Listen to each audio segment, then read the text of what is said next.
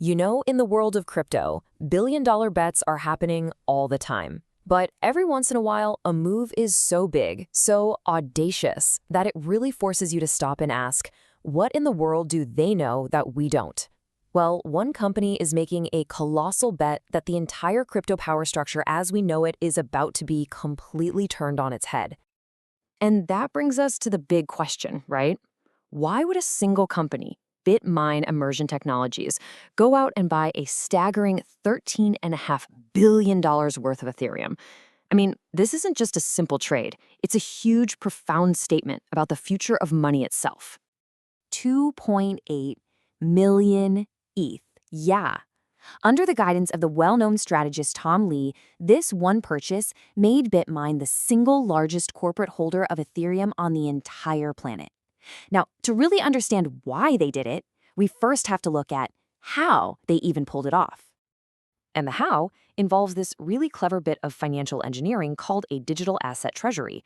You can think of it as a bridge, built specifically to connect the old world of stocks with the new world of crypto. So the key word here is wrapper. Just imagine a normal company, one you can buy shares of on the stock market. But instead of owning factories or selling software, its main asset is just a massive pile of cryptocurrency. This whole setup is a brilliant solution for a huge problem that all the big money investors are facing. Okay, so here's the deal. You've got these massive institutional funds, right? The ones managing trillions of dollars, and they want in on crypto. Badly. But their own internal rules, their mandates, often flat out forbid them from buying tokens directly. The DAT, which was really pioneered for Bitcoin by MicroStrategy, is the perfect workaround. It just wraps the crypto up in a corporate shell that these funds are allowed to buy. It's basically the official on-ramp for Wall Street's biggest players. So now we know how they bought so much Ethereum, but the real multi-billion-dollar question is, why this specific asset?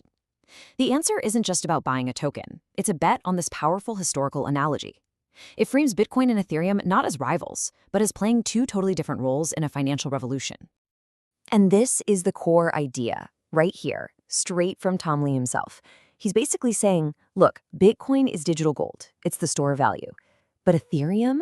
Ethereum is digital Wall Street. It's all the financial plumbing that gets built on top of the new money. And to really get what he means by that, we need a super quick history lesson. So let's jump in the time machine, back to 1971. The US dollar gets completely cut loose from gold. At first, you'd think gold was the big winner, right? Its value soared. But the real long-term winner was Wall Street.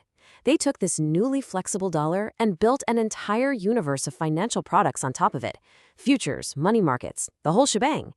And the result? Today, the equity markets that Wall Street built are worth 20 times more than the entire gold market. It's not even a contest. This lays out the whole analogy perfectly. Gold back in 1971 is what Bitcoin is today. It's that foundational store of value. And Wall Street is what Ethereum wants to be, the platform where all the real innovation, all the building actually happens. Bitmine is betting that history is about to repeat itself. So what does this whole flippening thesis really look like in the real world? I mean, if Ethereum is going to be the new Wall Street, just how big could it actually get? And this is where you can really see the audacity of this bet. Look at that. Bitcoin's value just absolutely towers over Ethereum's right now. For the flippening to happen, for Ethereum's market cap to actually overtake Bitcoin's, it would take a monumental, historic shift in capital. So where on earth could all that new value possibly come from? Well, the answer comes down to one word: efficiency. The entire argument is that financial systems built on blockchains are just fundamentally, almost absurdly more efficient than the old school systems they're designed to replace. Let's just look at a real-world example, because this is wild. On one side, you have the financial titan, JP Morgan. Over 300,000 employees and a market cap floating around $580 billion. Okay. On the other side, you have Tether, a crypto-native company. Their market cap is over $110 billion, but they have only about 300 employees. Just let that sink in for a second. Let's actually break that down. At JP Morgan, you're looking at roughly $1.9 million in market value per employee. Not bad. At Tether, get ready for this, it's over $360 million. That isn't just a little bit better, it is a completely different species of efficiency. This right here is the disruptive power that this whole thesis is betting on. So, This incredible, mind-bending efficiency, it opens the door to a truly massive market opportunity. The ultimate vision here isn't just about crypto tokens.